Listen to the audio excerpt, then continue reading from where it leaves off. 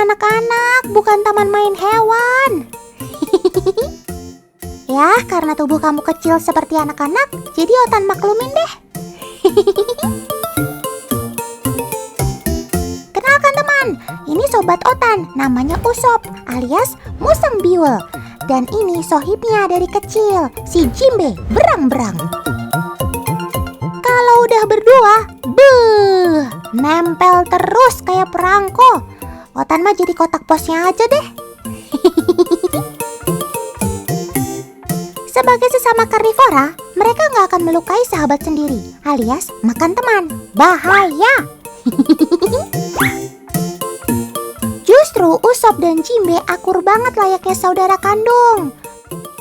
Tuh kan, sampai main perosotan aja Otan nggak diajak. Tega kamu, Sob.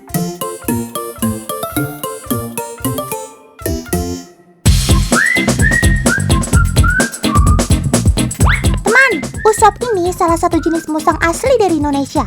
Kalau di Pulau Jawa, biwul juga akrab disebut dengan selentek. Musang biwul punya ukuran tubuh yang lebih mungil dari jenis musang lainnya. Dalam bahasa Inggris, biwul disebut dengan Javan Ferret Badger karena secara fisik, tubuh panjang biwul mirip seperti ferret. Bulu berwarna putih dan hitam yang mendominasi di bagian wajahnya bikin biwul mirip dengan seekor sigung. Tapi ciri khas dari musang ini ada pada bagian hidungnya yang panjang seperti babi. Teman, biwul juga punya kelenjar di badannya yang menciptakan aroma khas pada tubuhnya. Biwul termasuk hewan terestrial. Demennya ya lari-larian kayak gini nih. Soal panjat memanjat, jangan dibandingkan sama Otan. Jelaslah Otan juaranya. Cakep.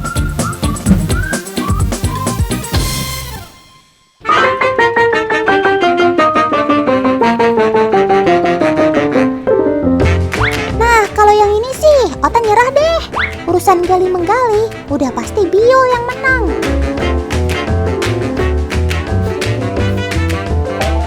Ia memang membuat sarang pada lubang yang dangkal atau di balik bebatuan. Sebagai hewan yang berkegiatan di atas tanah, tentu dibekali dengan kaki yang lebih kuat untuk menggali serta penciuman yang lebih tajam. Cakep!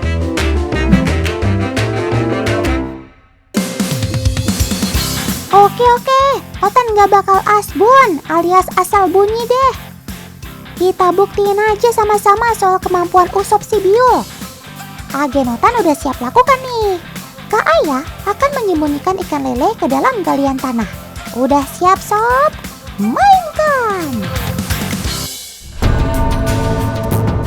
Wih, indera penciumannya langsung bekerja dengan cepat.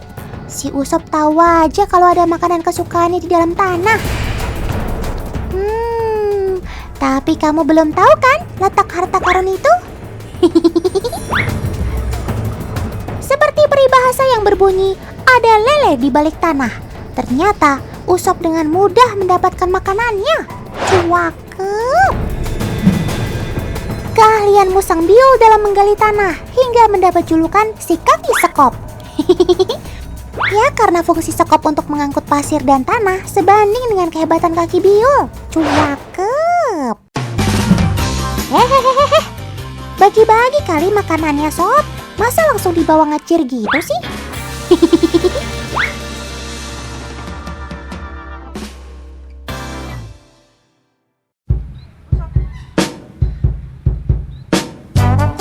Ayo, mau kemana kamu, Sob? Kamu pasti lagi cari jalan keluar dari tengah kolam ini ya? Tidak semudah itu, Sob. Tuh kan, si lincah Usop kebingungan pas lihat air. Padahal kan Otan udah kasih jembatan kecil agar kamu bisa menyeberangi kolam. Cakep. Akhirnya Usop sadar dengan jembatan kecil ini. Tapi dia masih ragu untuk melewatinya. Padahal dibandingkan dengan musang yang lain, biwul punya kecerdasan yang lebih tinggi loh. Seperti yang teman lihat sekarang. Ia sedang membaca kondisi sekitar sebelum bertindak. Ya, cakep. Kayaknya Usop mulai yakin nih kalau jembatan ini bisa membebaskan dia. Ayo Sob, semangat! Ayo Sob, perjuanganmu sedikit lagi. Ya ampun, pakai acara kepleset segala.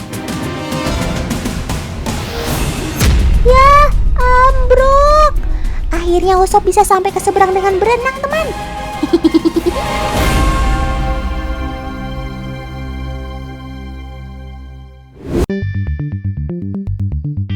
Wow, nggak perlu waktu lama, Usop berhasil melewati rintangan celah sempit loh. Tapi, Usop loncat ketakutan ketika harus melewati butiran mutiara.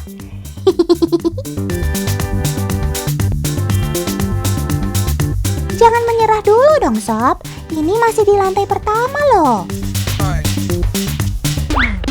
Coba perhatikan teman. Saat Biol merasa situasi di depannya tidak aman, dia akan menghindari hal tersebut dan mencari cara lain. Yes! Akhirnya Usop berhasil naik ke lantai 2. Cakep! Wah, Usop semakin berhati-hati dengan rintangan selanjutnya nih. Selain sebagai indera pencium, musang Biol ahli menggunakan hidung panjangnya seperti tangan pada manusia. Ia dapat mendorong atau mengangkat sesuatu dengan bantuan hidungnya. Cakep! Ia sangat peka terhadap benda asing, teman. Ini yang membuat Biol dikatakan sebagai hewan cerdas. Biol dapat mengenali lingkungan tempat tinggalnya dalam waktu beberapa hari saja. Kemampuan adaptasi yang luar biasa ini bikin Otan gak heran deh kalau Biol dapat lolos dari labirin ini dengan mudah. Cakep! Yuhu! Usop sudah menginjak lantai ketiga. Teman di rumah, kasih dukungan buat Usop dong. Sama seperti Ferret, Biol juga berhasil melewati celah sempit. Good job! Go Usop! Go Usop! Go! Go! Go! Woohoo! Sedikit lagi kamu akan mendapatkan harta karunnya, Sob. Sosis kesukaan kamu udah di depan mata loh, Sob. Cakep.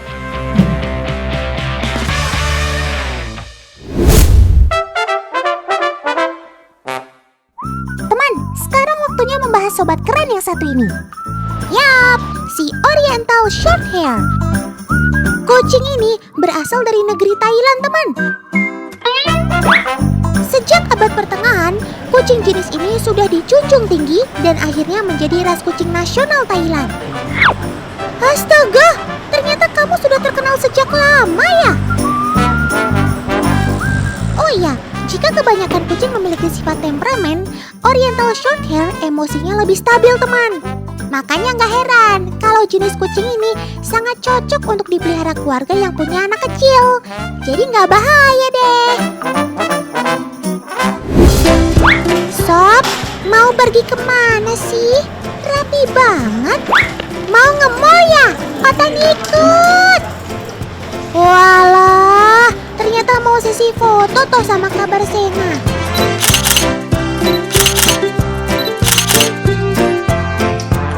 Gayamu udah kayak model papan atas saja, Sob. Otan ngaku kalah deh untuk yang satu ini. Kabar Sena punya beberapa tips nih untuk menghasilkan foto kucing yang super sekali.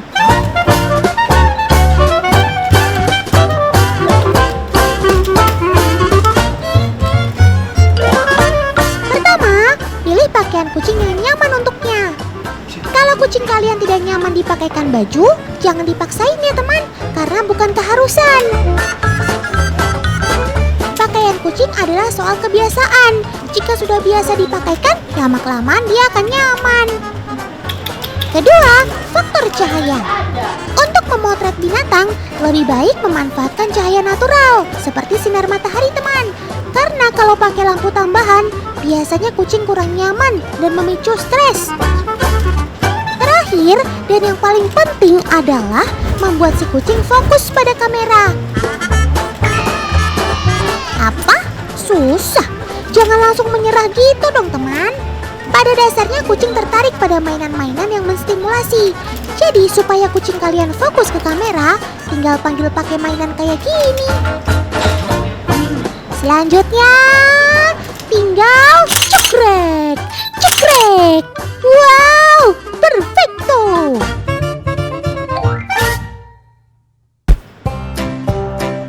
Oh ya teman, makanan yang diberikan pada kucing juga nggak boleh sembarangan loh.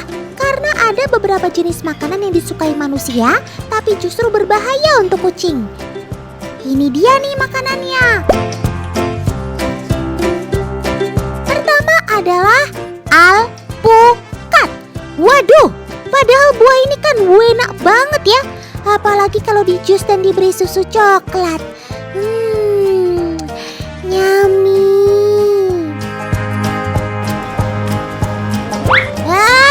Jangan sampai kucing kesayangan kalian makan buah ini ya teman.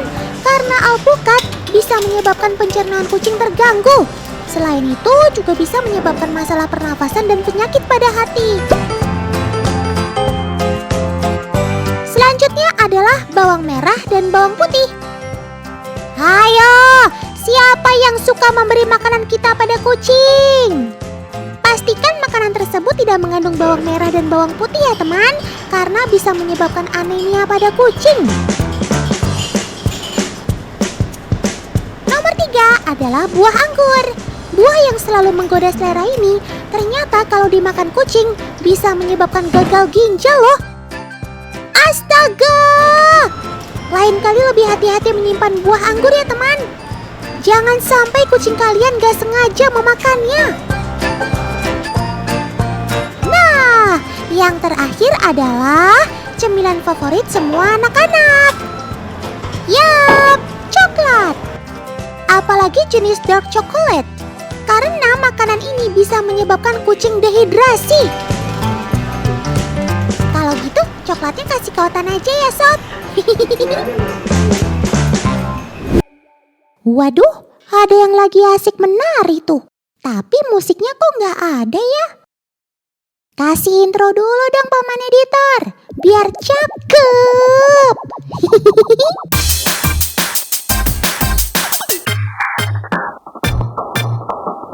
Tarian lebah ini bukan sembarang tarian teman. Tarian ini disebut wiggle dance. Wiggle dance merupakan bentuk komunikasi sobat Otan ini dengan lebah lainnya. Ketika menemukan sumber makanan baru, maka lebah akan kembali ke sarangnya dan melakukan tarian. Tari ini bisa menunjukkan letak dan posisi sumber makanan itu berada. Cakep!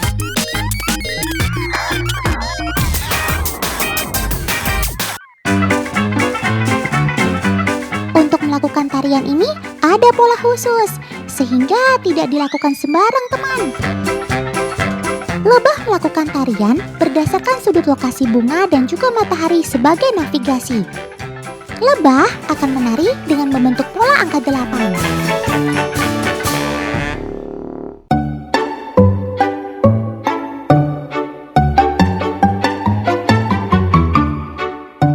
Oh iya, sampai lupa. Sobat Otan ini adalah lebah madu atau dikenal sebagai Apis mellifera.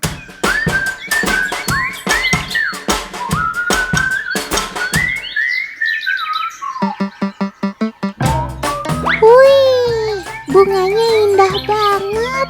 Otan gak bosen deh melihatnya. Bunga merupakan salah satu sumber utama makanan lebah teman. Lebah madu mengunjungi sekitar 50-100 bunga untuk mengumpulkan nektar setiap hari. Oh iya, kecil-kecil begini, mereka mampu menjelajah sejauh 3 km untuk mencari bunga loh. Cakep!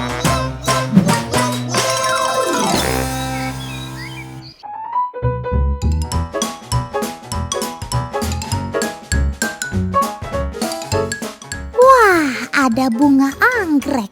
Cantik banget. Tapi kok ada yang aneh ya dengan bunga ini? Coba paman editor, kasih gambar lebih detail lagi. Ya ampun, ternyata dia adalah sobat Otan si mantis orchid teman.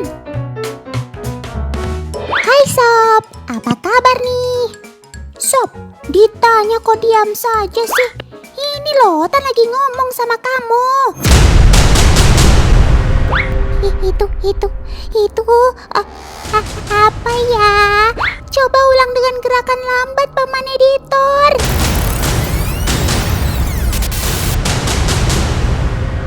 Wih, cakep. Selidik punya selidik. Ternyata si belalang sedang berkamuflase untuk menangkap buruannya, teman. Mantis orchid juga dapat mengeluarkan feromon atau bau layaknya bunga untuk mengelabui lebah. Sedangkan indera penciuman lebah sangat peka. Ia mampu mencium ratusan bau dari beragam jenis bunga. Pada akhirnya, si lebah pun terkecoh dan menjadi santapan si belalang. Malangnya nasib kamu, Sob.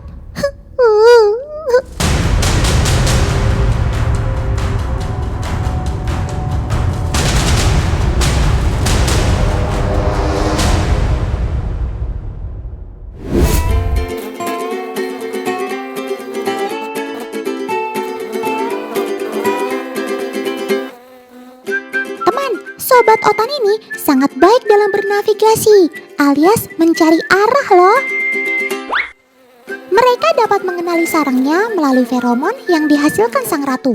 Tapi kalau pintu dari sarang tersebut kita tutup, kira-kira reaksi mereka seperti apa ya? Otan dibantu Kaliandra akan menutup pintu sarang lebah menggunakan tisu yang diberi air.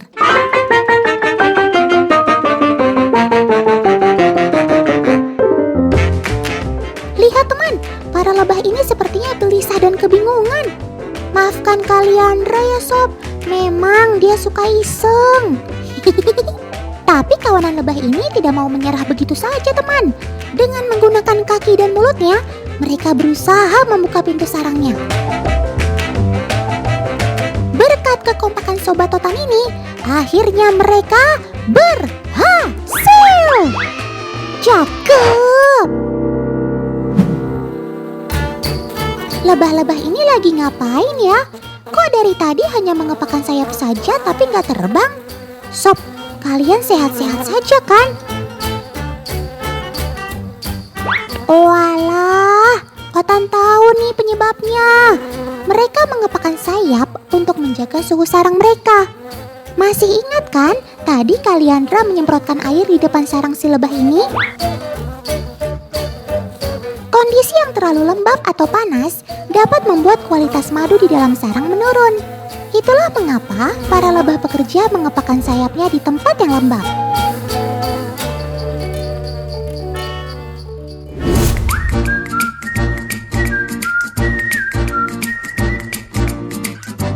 Asik nih, Kaliandra punya permen.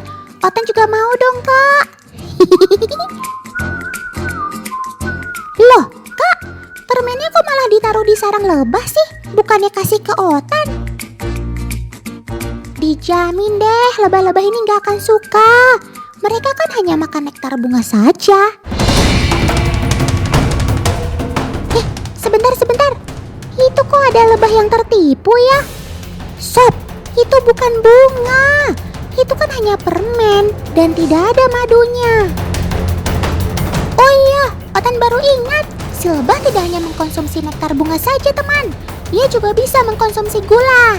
Nah, permen ini terbuat dari gula asli. Makanya para lebah suka. Ia akan memakan apa saja yang manis untuk memenuhi kebutuhan mereka, terutama saat masa paceklik.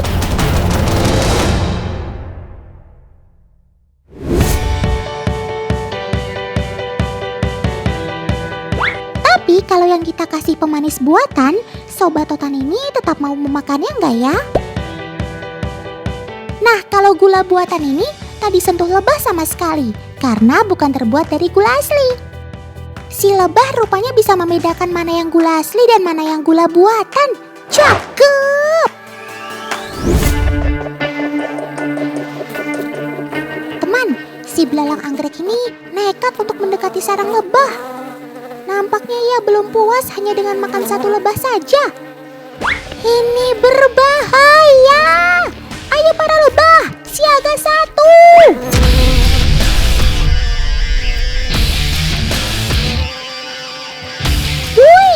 Si mantis langsung disergap oleh kawanan lebah ini, teman. Belalang anggrek dianggap sebagai ancaman karena dapat memangsa anggota lebah. Sobat Totan ini sangat protektif terhadap kawasan sarangnya. So, jangan berani mengusik markas Sobat Totan ini kalau tidak mau bernasib buruk ya. Memangnya cuaca?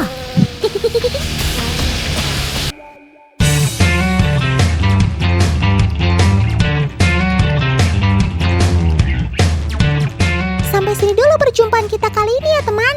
Tetap saksikan Si Otan setiap Senin sampai Jumat pukul 1 siang. Hanya di Trans 7. Sampai jumpa!